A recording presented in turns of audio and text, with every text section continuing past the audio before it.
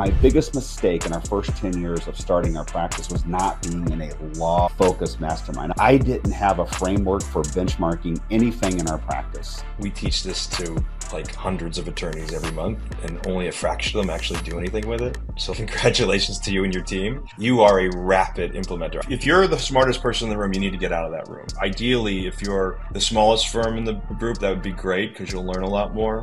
I've been a part of those free ones on just a few occasions, and it invariably, the commitment level just shrinks to the level of the financial commitment. Free masterminds rarely work. The commitment level is really low because nobody's paying for it. You're going to also want to find a paid national mastermind that fits who you are. Well, hello and welcome to the J. Sterling Hughes Show, where we share how we have built our family law firm from 0 to 25 plus attorneys and 15 million plus in revenue, all in the past 10 years. And my purpose is to document what's working and what's not working with hopes that you can take that, you can recontextualize it and have the firm of your dreams. My name is Jeff Hughes and I'm your host, and I have a guest today. We are going to be talking all about mastermind programs. Now, my guest is Richard James. Richard is the founder and CEO of Your Practice Mastered and the Partners Club. Over the years, he has helped over 900 attorneys build sustainable, highly successful, and predictable practices. My practice, my law firm, is included in that number. Richard is also the author of 4 books on law firm marketing and business systems. And frankly, in all candor, I have gone to Richard and sought him out to help me benchmark different things in our firm. And he has added a wealth of insight to how we have operated in a few of our systems. So welcome, Richard. Thanks, Jeff. It's really a pleasure to work with you and your team. You've built a great team and a great culture. I love your story. I love your journey. Everything you do is just a lot of fun to watch. And it's fun watching you serve the communities that you're in at a very high level. And consequently being able to build a successful practice around that's not only growing, but profitable, which to me is one of the most important things. So appreciate you having me on. Well, thank you. It's an honor for me to have you on too, because of the value you've added to me personally, to my law firm, to my partner, Jeff Curlin. So but let me go back and just refresh your recollection in case you forgot. I actually heard about your business back in 2023. During the midst of my niece's high school graduation. I was cheating and looking at my phone because it was very boring in this certain section. And I came across your partner's podcast on non-attorney sales people. That's correct. It blew my mind because I did not think that was a thing. Like I never heard of that. Yeah. And I just jumped on it. And within a few months, we had started executing on it and implementing it. And today it's a foundational part of our practice. I got to, just point that out. We have a full team right now doing, in our sales world, it's actually pretty challenging because we're selling fixed fees, not hourlies. It's a whole different sales approach. So I want to thank you for that, for what you guys have taught us and coached us through to put all that together. So I appreciate that. And I received that. And we've worked hard to create a framework that you can use, but we teach this to like hundreds of attorneys every month, and only a fraction of them actually do anything with it. So like, congratulations to you and your team. You are a rapid implementer. I do remember it. Like I remember Michael saying, "Hey, this guy, Jeff." And then before you know it, he's like, "I've read everything. I've listened to everything. I'm ready to rock and roll. Like, let's go. I'm doing it now. I've already hired the first 3 people." I'm like, wow, all right, this is fantastic. Like that's the difference between those who succeed at most things in life, but specifically running a family law firm. Massive fast action trumps like thinking about what to do every single time. So Congratulations to you. Well, I know you've been teaching that for a while, and when I first heard about it, I didn't believe it. I didn't think you could even do it. If you'd have talked to me the day before my niece's graduation, do they have this? I would say, no, that doesn't exist. That's not a thing. So, if I would have been in your mastermind program earlier on, I would have found that information, as well as many other things. So I wanted to have you on today to talk about the idea of mastermind programs. Now, I'm a huge believer of them. I've been a part of mastermind programs for as long as I have been in business, so 20 plus years. But my biggest mistake in our first 10 years of starting our practice was not being in a law focused mastermind. I was in general groups like YPO and so forth. And so I wanted, and you're a professional at putting these together and running them. Our firm has gotten and continues to receive a lot of value from your mastermind program. So I want to throw that out, just generally speaking. Can you describe what a mastermind program is and then bring it into family lawyers and how we can use them to build our practices?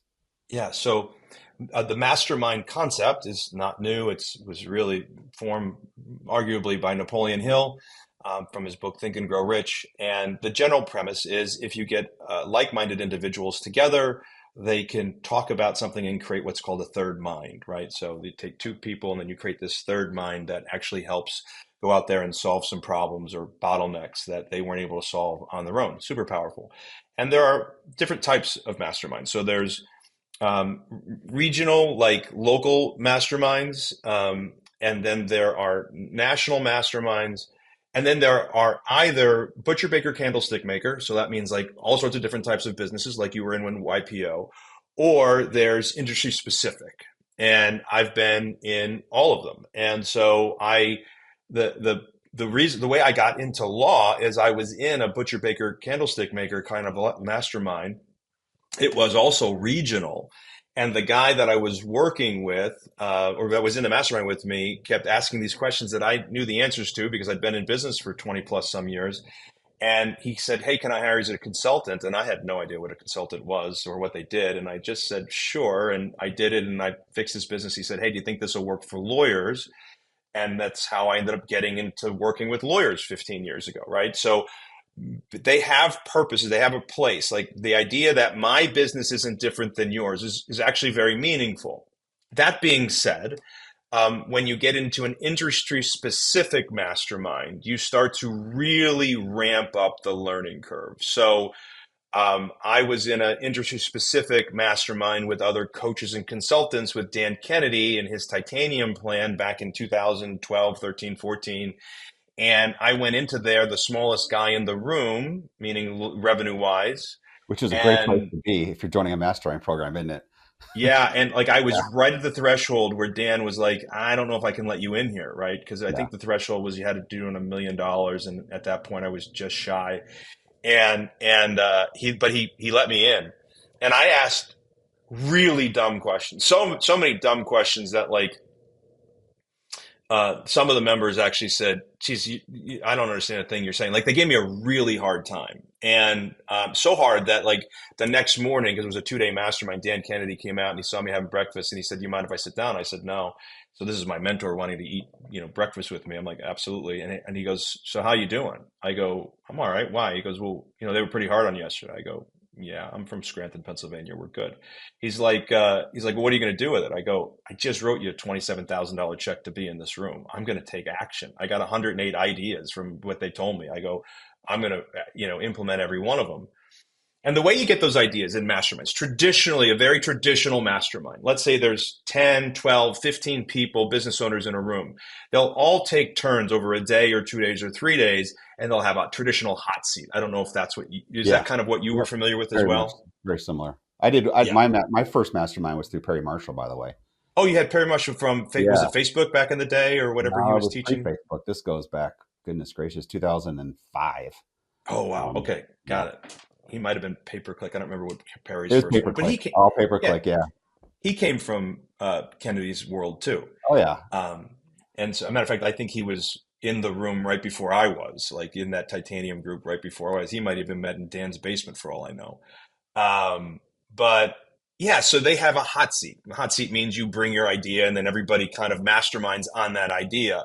And that's one way to do a mastermind. And that's what most of them look like for many years. And when I started this, our company called Partners Club, it was started as that mastermind. The very first meeting in November of 2014 was a traditional U with 12 firms, and they all came up and had their individual hot seats. And I just realized it wasn't a scalable model and that it had its limitations, and I wanted something more. I also recognized that there was a place for education, there's a place for crosstalk, and there's a place for networking. So what we've created now is like a hybrid. So it's industry specific, and this isn't me pitching this because there's lots of things. There's different flavors of ice cream for everybody. Not everybody loves this, But I think you need the mastermind component where, the business owners get to talk to other like-minded business owners about their specific problem, and allow that third mind to come into play and work on it together. I also think there's a place and a requirement for some teaching and education. And then there's the networking effect that happens like organically. And that's what we've tried to build. But here's the point. There's no wrong answer. You said it yourself. I mean, so you said, I've been in Mastermind since I was a business owner, since, for the last 20 years. And you said, my one regret was I didn't get into an industry specific mastermind. Well, okay, I appreciate that. But at the same time, success leaves clues. And the reason why you're as successful as you are is because you've been surrounding yourself with like-minded individuals, and you've been able to participate in a third mind. Could you have grown faster if you were in an area specific mastermind? Possibly. But I think the teacher shows up when we're ready, right? So I just think that's how it works. Well, hello, Jeff here. My team and I put out a weekly newsletter designed for family law practitioners to help you grow and build your practice. So if you go to my website at jsterlinghughes.com, that's Hughes, that's jsterlinghughes.com, and subscribe, it would mean the world to me. And what I will do for you there is I will send you weekly content to help you build and grow your practice, as well as news and developments in the greater world of family law. Thank you, and back to the show. I totally agree with that, Richard. So just to be clear, I was in another mastermind group. So I was bringing in recontextualizing ideas, bringing in the law. That helped us innovate. No question about that. The miss, though, and I did a whole podcast on 3 mistakes that I made in the first 10 years that I wish I could have a do-over on, mulligan on. And this was the first most important one, was not being an industry mastermind, because I didn't have a framework for benchmarking anything in our practice. And so when you do that, at least with my ego, I kind of think my crap doesn't stink after a while, right? You start to like, oh, I love it. It's so awesome. When I joined your lawyer mastermind group, and I met lawyers that had far more profitable practice on a percentage basis, I'm like, wow, big miss there. If I'd have known how to like think about that particular concept, how to think about gross margin, I didn't have that before. The non-attorney lawyer sales. I can give you a number of examples where maybe standing alone, they're not a big deal, but in aggregate, I missed out on that. Now, I think the ideal scenario would be in a non-industry, the butcher baker one, because you're recontextualizing ideas that worked in a meat market, for example, for a butcher. You're bringing that into law, and we've done a lot of that at the same time, being in a mastermind that is focused on lawyer issues, because of the benchmarking, not so much for like the encouragement that you get or the mindset shifting, but for that piece of it, I think. Does that make I would sense? say both. Yeah, no, I agree with you. I think if I drew up the perfect game plan for somebody, I would say get into a regional butcher baker candlestick maker one with firm businesses of your size or bigger. Ideally, if you're the smallest firm in the group, that would be great because you'll learn a lot more. If you're the smartest person in the room, you need to get out of that room. Like, you don't want to be the smartest person in the room. That's for sure. And then simultaneously being in a industry specific, it'll be hard to find like family law only masterminds. I'm not aware of one that exists yet. Maybe someday you'll start one, which would be great if that's what people wanted. But at least, our group is separated by like lawyers who see their law firms as a business. Because not all lawyers see their law firms as a business. Because you can get into a lawyer mastermind group that actually talks about practicing law and workflow and those types of things. And I'm not saying there's anything wrong with that. But that does bring me to another point. You need to figure out the tempo of the group that you're in. And so you always want to see if there's some kind of trial period, because you got to figure out if you're a fit.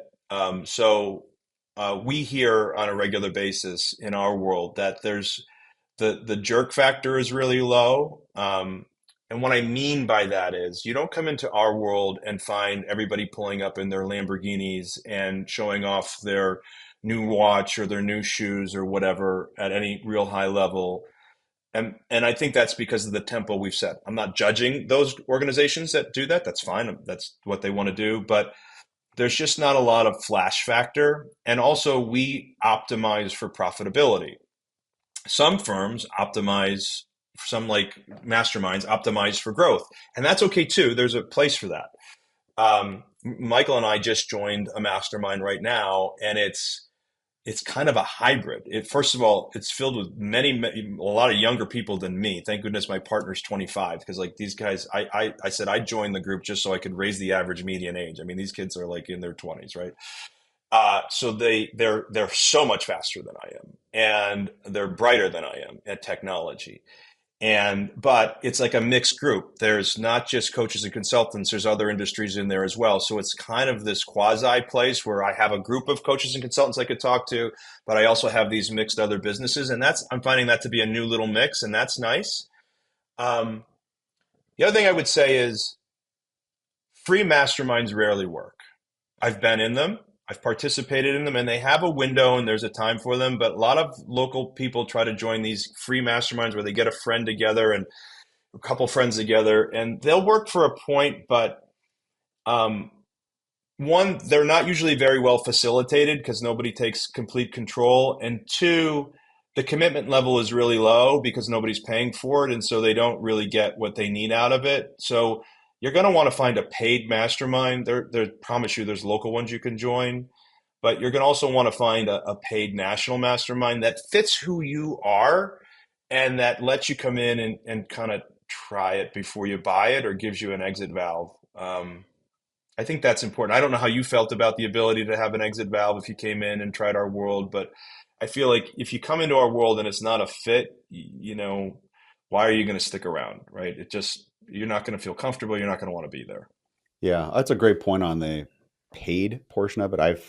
I've been a part of those free ones on just a few occasions, Mhm. and it invariably the commitment level just shrinks to it goes to the level of the financial commitment. It's just the way it works from an attendance standpoint, and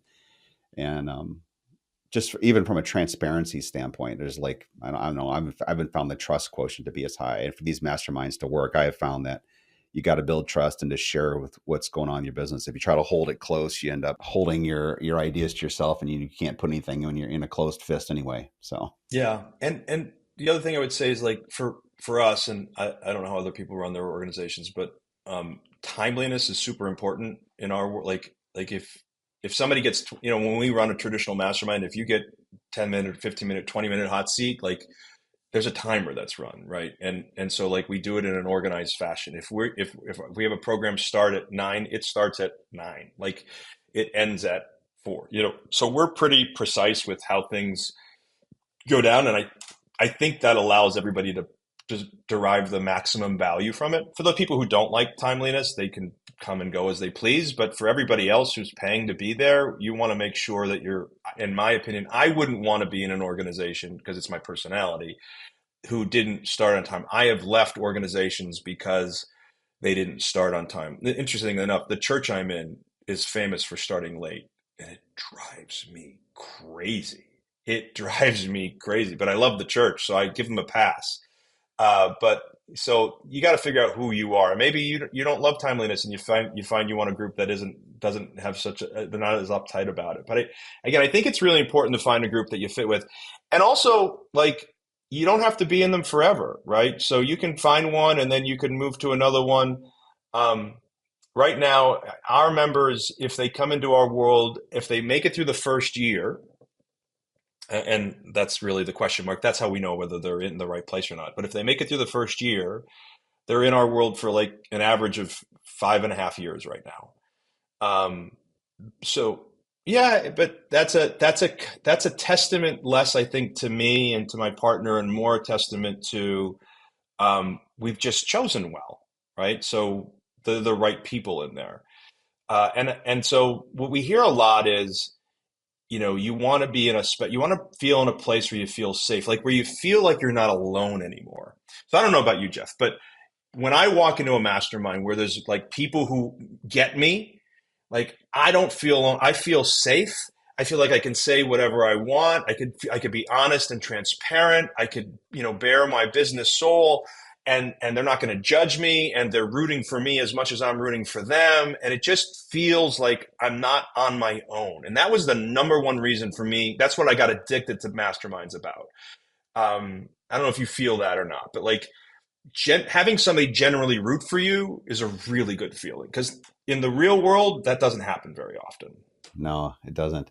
Now, I asked you to come on the podcast. You didn't seek me out for this, Richard. So I'm giving you full license to kind of share a little bit more about your group. My partner, Jeff Curlin, is in one of your mastermind groups, gets huge value out of it. I've participated in various meetings with him on that. And more than anything, he's got a lot of value from the encouragement for the other guys and ladies that are in the group, and just the things that he has learned from them by just listening to them bounce ideas off of each other and bringing that back to me. So, can you just describe from a formatting standpoint how your mastermind works and what would be the levels and expected commitment there? Yeah, so for us, it's a holistic approach, right? So I always felt like there was something else missing from masterminds, the in between, which is why we designed it the way we did. So masterminds are traditionally either 2 to 3 or 4 times a year. And the masterminds that were 2 times a year didn't feel like it was enough. 3 times felt like it was enough, but there was still a gap. And what usually happens is there's nothing that happens in between. There's no crosstalk, there's no group, there's no nothing. So in our world, we sought out to solve that. So we've really done it in a way that first there's teaching, right? Teaching and training. So we need to create content that teaches and trains the systems that should run your law firm. And so for us, it's about the 4 pipelines: new client attraction, profitability, workflow, and talent. And so everything is built through those 4 pipelines. And so we create teaching and education that our members can consume. And then there's also a weekly accountability. So these small groups that we put them in, and this really came from church. Not to say that we talk about religion in these small groups, but the idea of using small groups and peers to hold one another accountable. They're led by actual members of the organization, who lead these small groups. And there's just like an accountability weekly check-in to make sure, hey, I said I was going to accomplish this thing. Here's what I was going to do this week. Did I do it or did I not do it? And so that accountability is huge, as well as the mini mastermind process that happens on a weekly basis. And then I also feel like I found, it took me a while to figure this out. I used to like make myself available only when people really needed it and they had like 911 calls.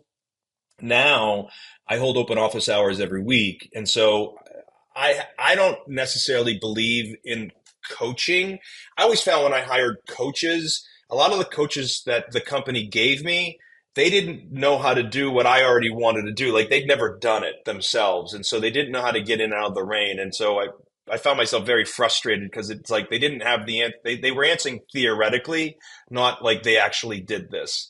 And so I always felt like if you have a question about something that you want to accomplish, you should really ask the person who's actually done it. So I make myself available to answer those questions. So that's the second part. And then finally, it's the quarterly masterminds that happen on a quarterly basis. And so you come to the quarterly masterminds, you can bring your key team members, or they can attend virtually if they want.